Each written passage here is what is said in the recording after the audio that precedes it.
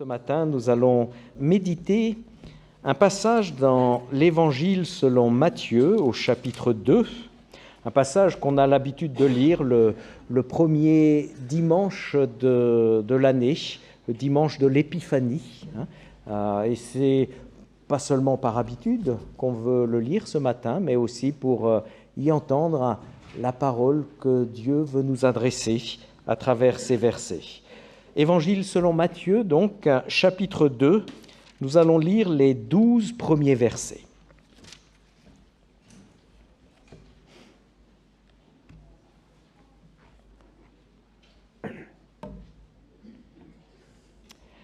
Après la naissance de Jésus à Bethléem de Judée, au jour du roi Hérode, des mages d'Orient arrivèrent à Jérusalem et dirent « Où est le roi des Juifs qui vient de naître ?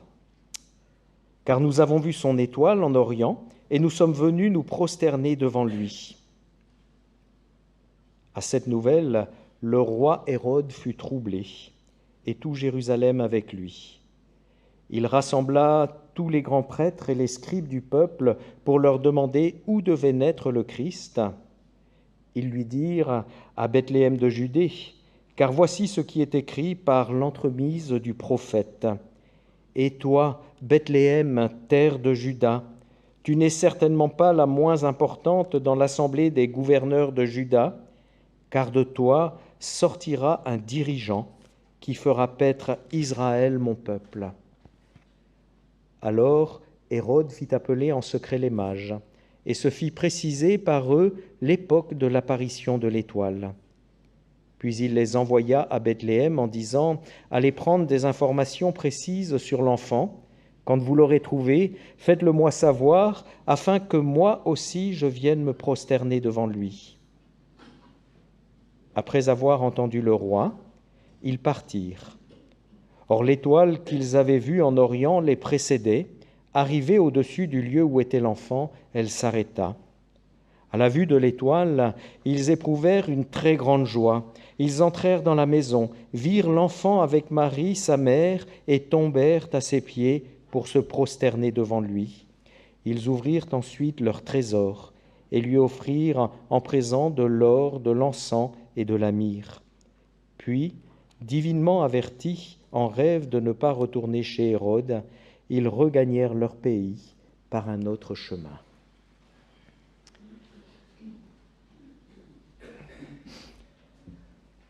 Ce récit est peut-être, sans doute, parmi les plus connus de la Bible, les fameux rois mages, comme on dit.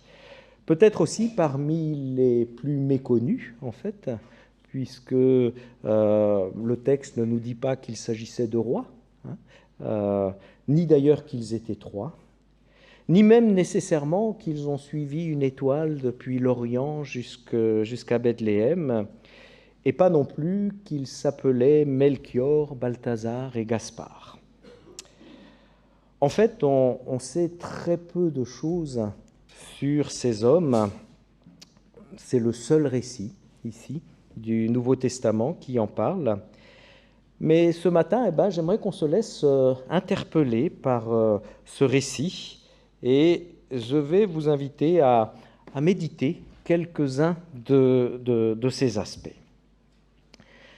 Première chose peut-être sur quoi j'aimerais nous inviter à méditer, c'est un peu à la manière, vous savez, des albums « Où est Charlie ?».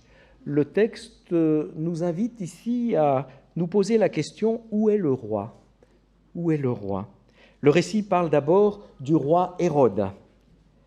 Le titre de roi lui a été accordé en fait par le Sénat romain en 40 avant Jésus-Christ. Et Hérode a régné pendant 37 ans sur la Judée jusqu'à l'année 4 avant Jésus-Christ, ce qui indique qu'on est ici quelques années avant Jésus, mais pas avant sa naissance, que Jésus est né donc quelques années avant l'an 0. Hérode avait même reçu le titre de roi des Juifs, puisqu'il régnait sur la Judée. D'où sa surprise, certainement, lorsque des hommes se présentent à lui et lui posent la question « Où est le roi des Juifs qui vient de naître ?» Et le texte dit que Hérode fut troublé en entendant cela. En face de ce roi présenté comme le roi, Hérode, à plusieurs reprises, à 3 reprises, ce texte le présente comme le roi, au verset 1, 3 et 9. En face de ce roi se cache dans le récit un autre roi, le roi des Juifs qui vient de naître. Où est le roi des Juifs qui vient de naître? Le chef qui fera paître Israël. Alors nous savons bien de qui il s'agit, mais les mages sont encore à sa recherche. Où est le roi des Juifs? Et on a l'impression que le récit ici veut opposer 2 rois. D'un côté, le vieux souverain puissant, de l'autre, un enfant vulnérable, et bien vulnérable, comme le montrera la suite du chapitre. D'un côté, celui qui siège à Jérusalem, dans la capitale, de l'autre, celui qui se trouve à Bethléem, une petite bourgade plus au sud, dans une simple maison. Et la référence à Bethléem, ici dans le texte, vient d'une prophétie de Michée, au chapitre 5, verset 1.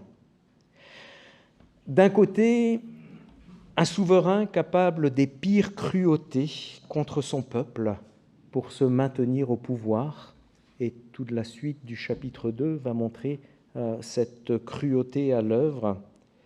De l'autre, celui qui fera paître le peuple de Dieu, comme jadis David, le berger, devenu roi. Et dans la référence ici à l'Ancien Testament, il y a aussi une référence à 2 Samuel 5, verset 2. Alors le contraste des deux royautés est évidemment intentionnel. Il vise à annoncer quel type de roi Jésus sera. Vous vous souvenez peut-être que lorsque les Israélites ont demandé un roi humain à Samuel, Dieu avait vu dans cette demande un signe du rejet de sa propre royauté. Il avait dit par l'intermédiaire de Samuel, « Ça n'est pas toi qu'il rejette, c'est moi qu'il rejette ». Cette demande d'un roi humain était, signe d'une certaine façon d'un rejet de la royauté divine. Eh bien, on dirait ici qu'un schéma inverse se met en place. La royauté de l'enfant né à Bethléem vient se poser en contrepoids de la royauté tyrannique d'Hérode, et à travers lui, certainement, de toutes les tyrannies en ce monde. Comme si Dieu, par cet enfant, venait contester les tyrannies en ce monde. Et j'aime bien cette image d'un enfant qui vient faire trembler le puissant Hérode, d'un enfant qui, simplement par sa présence, parce qu'il est celui que Dieu a envoyé dans le monde, le roi qui était attendu, vient faire trembler ceux qui détiennent un pouvoir cruel. Comme si Dieu, simplement, en venant dans ce monde, venait montrer une autre manière de régner. Jésus dira un petit peu plus tard, dans le même évangile de Matthieu, « Vous savez que les chefs des nations dominent sur elles en seigneurs et que les grands leur font sentir leur autorité. Il n'en sera pas de même parmi vous. Au contraire, dit-il, quiconque veut devenir grand parmi vous sera votre serviteur. C'est ainsi que le Fils de l'homme n'est pas venu pour être servi, mais pour servir et donner sa vie en rançon pour une multitude. » Alors à la suite des mages, déjà ce texte nous invite à trouver le roi. Non pas où est Charlie, mais où est le roi. Non pas Hérode, celui qui est visible aux yeux de tous, mais celui qui vient de naître. Non pas un roi humain avec tous ses défauts, mais un roi divin qui nous invite à abandonner finalement tout désir de puissance, de revanche, qui nous invite à nous mettre à genoux en sa présence pour lui offrir ce que nous avons de meilleur, car c'est cela que les mages font au final. Les pères de l'Église ont vu dans ces présences qui ont été faits par les mages des symboles pour l'or, l'encens et la myrrhe. L'or est naturellement pour eux symbole de royauté, mais ici pour souligner finalement une royauté différente, faite de service, de don de soi. Jésus ne dira-t-il pas à la fin de l'évangile de Jean, à un autre tyran d'ailleurs, Pilate, que sa royauté n'est pas de ce monde? Mais de l'or tout de même, de l'or pour dire qu'une telle royauté est loin de manquer de splendeur, pour indiquer même que c'est là, au fond, dans l'humilité du service, que se trouve la vraie gloire d'un roi, la vraie gloire du roi qui vient des cieux. De l'encens. L'encens serait symbole de la divinité du Christ, selon les pères de l'Église, puisque l'encens, c'est ce qui était offert à Dieu dans le temple. Mais là encore, on le constate d'une divinité étonnante, celle d'un Dieu qui s'est abaissé jusqu'à nous. L'encens comme louange à Dieu venu parmi nous, à Dieu avec nous. Et la myrrhe, alors la myrrhe, selon les commentateurs, elle est interprétée en fait de deux manières différentes, mais les pères de l'Église, eux, y voyaient un symbole de mort, parce que la seule autre fois où elle est mentionnée dans l'Évangile, c'est lors de l'embaumement du corps de Jésus, dans l'Évangile de Jean au chapitre 19, 39. La myrrhe, donc, si on suit cette ligne, posée par les pères de l'Église, la myrrhe comme hommage rendu à un roi dont la vraie gloire n'est pas de dominer, mais de donner sa vie pour la multitude. Alors, où est le roi, le vrai roi dans ce récit? Hérode ou Jésus? La force ou le service? L'asservissement du prochain ou le don de soi? Le récit des mages nous invite à sa manière à choisir celui qui régnera sur nous, celui qui règne dans nos vies. Après avoir mentionné le roi Hérode, le récit parle des mages qui viennent d'Orient. Ils ont perçu là-bas, disent-ils, un signe. Nous avons vu son étoile, l'étoile du roi des Juifs qui vient de naître.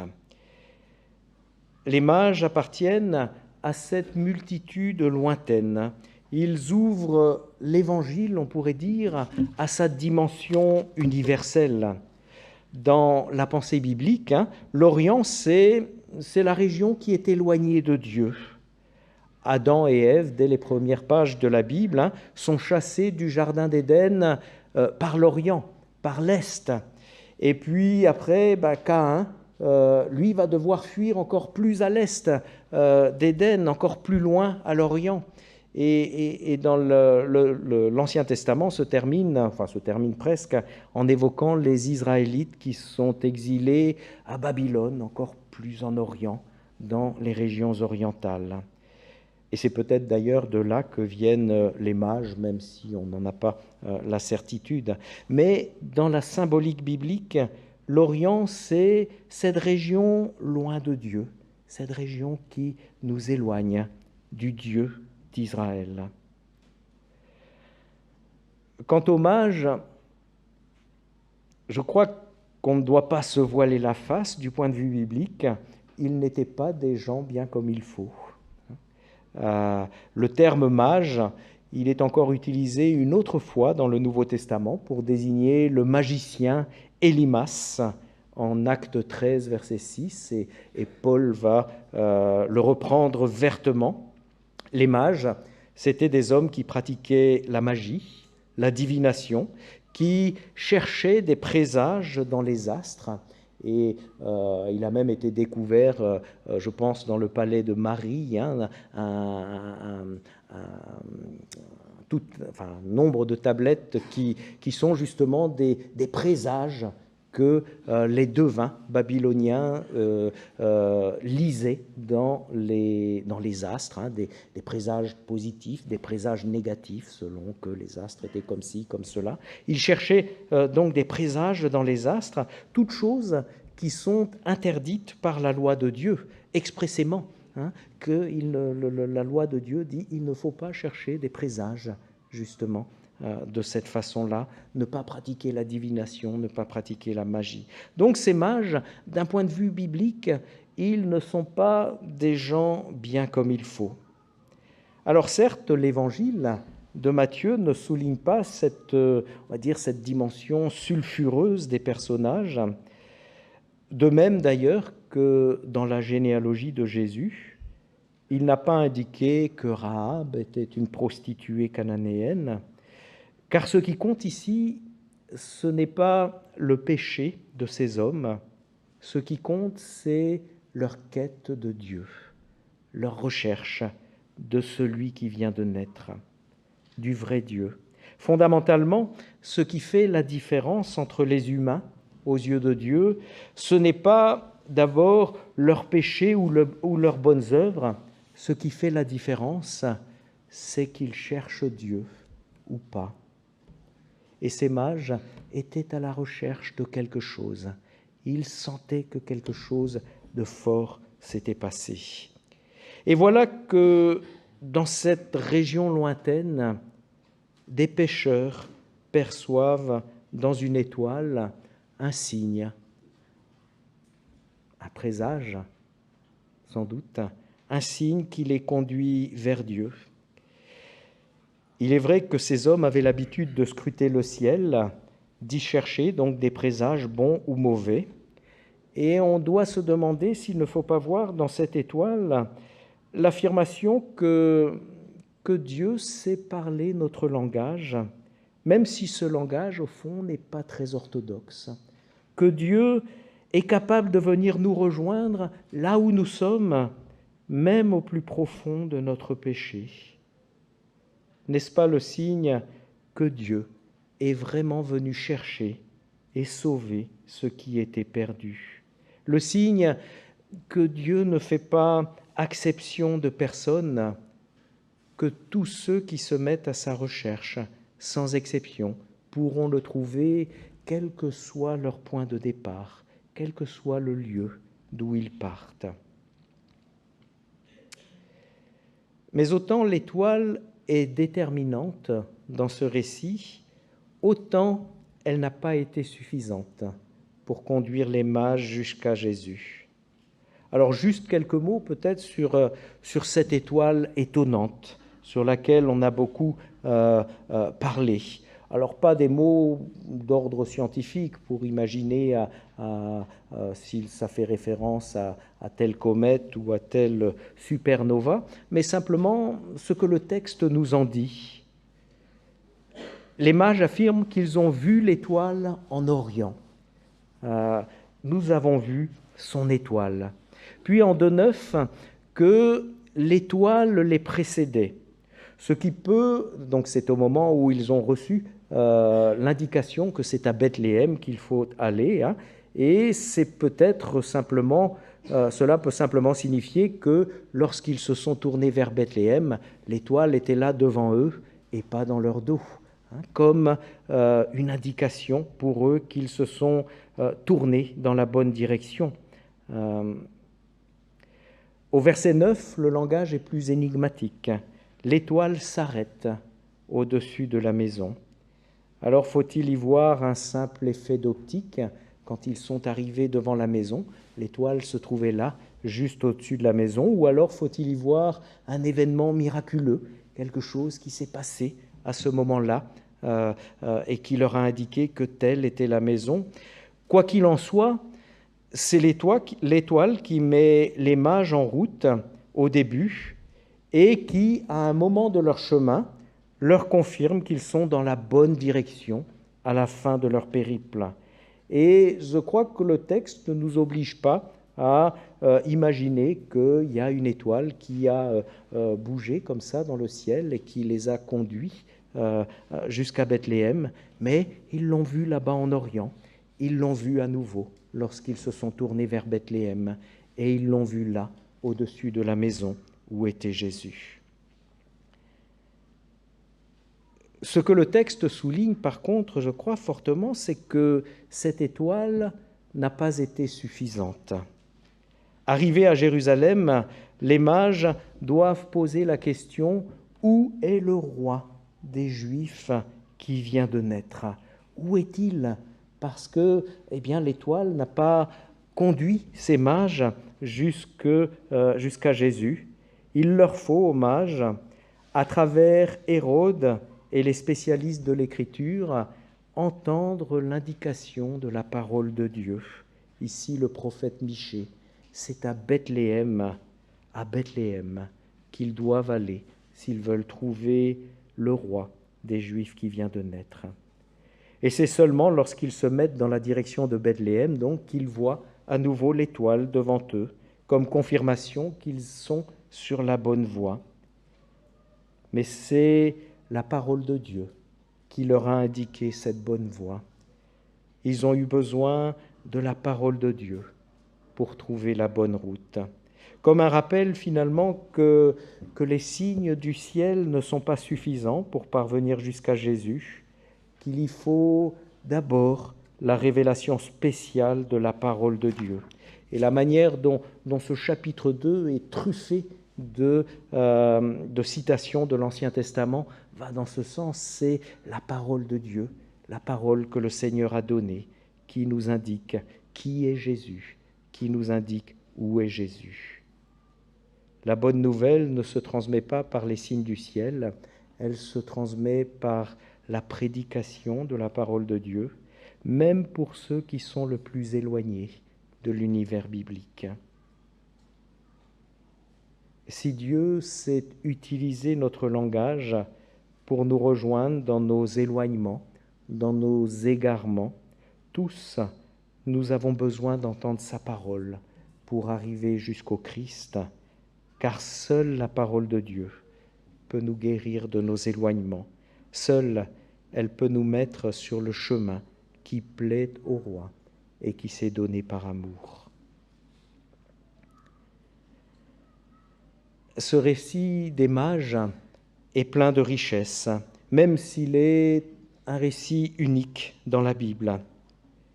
Il nous parle d'un roi divin qui s'est abaissé jusqu'à nous pour nous sauver, d'un roi dont la royauté s'oppose à celle des tyrans de ce monde. Et il nous dit qu'un tel roi mérite que nous lui offrions ce que nous avons de meilleur.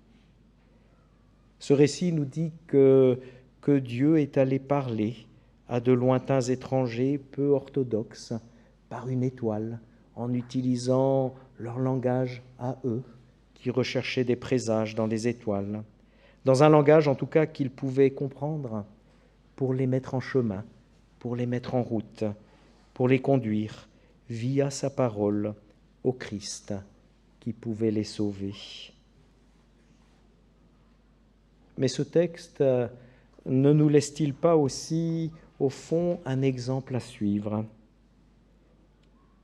L'exemple du Christ même, l'humilité accueillante, opposée à la tyrannie repoussante d'un Hérode. Les mages vont regagner leur maison en ne repassant pas par Hérode. L'humilité accueillante, opposée à la tyrannie repoussante, nous interpelle.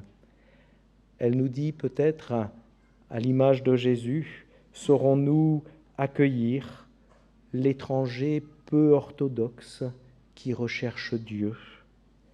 Saurons-nous voir non pas son péché, mais son désir de trouver Dieu? Saurons-nous lui ouvrir les richesses de la parole pour l'aider à se mettre dans la bonne direction et pour l'aider à trouver le Christ? Amen.